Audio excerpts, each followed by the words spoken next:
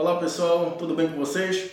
Bem, hoje a gente vai conversar sobre como aumentar o desempenho nos treinos de musculação utilizando uma técnica chamada de potenciação pós-ativação. Inclusive, há algumas semanas eu coloquei um vídeo no YouTube, no Instagram, falando sobre essa técnica, que consiste basicamente em fazer o seguinte. Vamos dizer que você quer aumentar o desempenho em um determinado exercício de musculação. Pode ser o supino, pode ser o leg press, pode ser a remada, pode ser qualquer exercício de musculação. Então, antes de você começar a sua sessão de treinamento, você vai pegar aquele exercício, colocar uma carga alta nele, que pode ser entre 70% até 90% de 1 RM, ou seja, 70% até 90% da tua carga máxima. Você vai fazer no máximo 3 repetições, e é importante que essas 3 repetições não sejam levadas até a fadiga, ou seja, você não pode fadigar utilizando a técnica de potenciação pós-ativação. Você pode utilizar entre 1 até 3 séries, e se você for utilizar mais de uma série, o intervalo entre as séries deve ser prolongado, ou seja, entre 3 a 5 minutos no máximo. Se você for usar 3 séries, que é o que geralmente se usa, terminadas essas 3 séries, você vai dar entre 10 a 12 minutos e aí você começa a sessão de treinamento, claro, pelo exercício em que você utilizou a técnica de potenciação.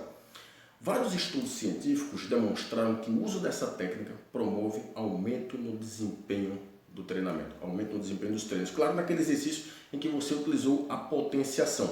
Tá?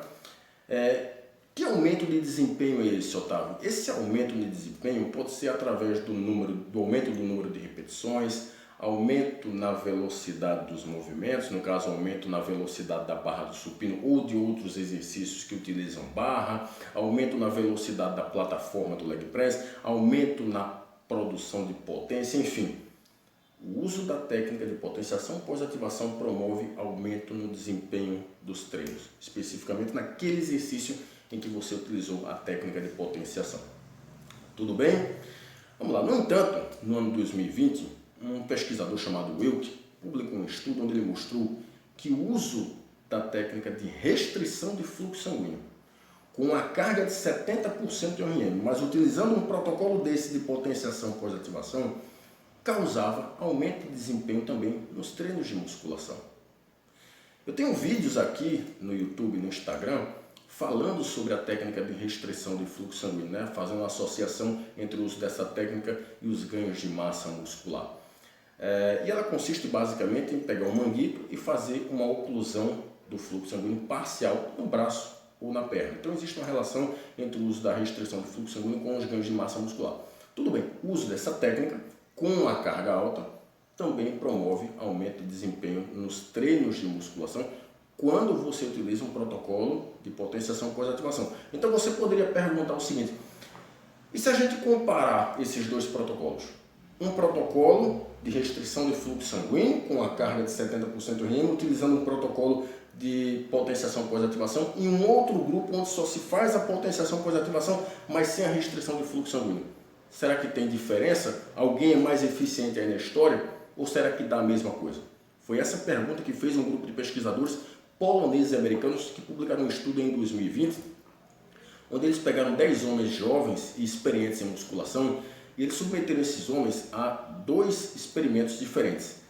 Num dos experimentos, eles treinavam no supino, só que com restrição de fluxo sanguíneo, e no outro experimento, eles também faziam supino, só que sem a restrição de fluxo sanguíneo. Como é que foi o protocolo de treino desses indivíduos? Eles faziam 3 séries no supino com apenas 3 repetições, com a carga de 70% de 1 RM, na maior velocidade possível, dando 5 minutos de intervalo entre as séries. A diferença é que um grupo fazia com restrição de fluxo sanguíneo e o outro fazia sem a restrição. Terminou esse protocolo, eles davam entre 10 a 12 minutos e aí iam medir alguns parâmetros de desempenho. O que é que eles observaram? Que os 2 grupos tiveram aumento de desempenho no supino.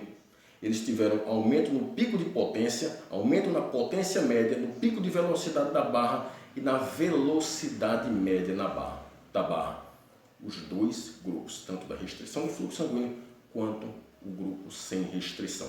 Isso significa o seguinte: um protocolo de potenciação pós-ativação, independente se vai ser com restrição de fluxo sanguíneo ou sem restrição, causa aumento de desempenho naquele exercício específico em que você fez a potenciação. Então, se você deseja aumentar o desempenho num determinado exercício de musculação, o uso da potenciação pós-ativação pode ser uma estratégia interessante. Então, se você quer aumentar o número de repetições, a velocidade dos movimentos, a produção de potência muscular, usar a potenciação pode ser uma forma interessante de aumentar o desempenho. No entanto, ela tem uma limitação.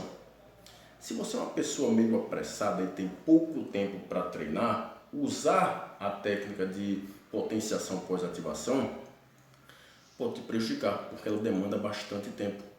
Por exemplo, se você for observar, o tempo de intervalo entre as séries, 3 a 5 minutos, é elevado.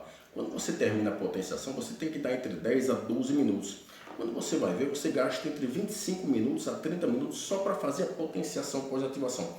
Então, se você tiver tempo suficiente e o desejo, o objetivo de aumentar o desempenho num determinado exercício, utilize a potenciação pós-ativação. Se você não tem muito tempo e não quer aumentar o desempenho em determinado exercício, não use. Mas se você tem tempo, utilize. Ok? Então, espero ter contribuído. Um abraço a todos e até mais.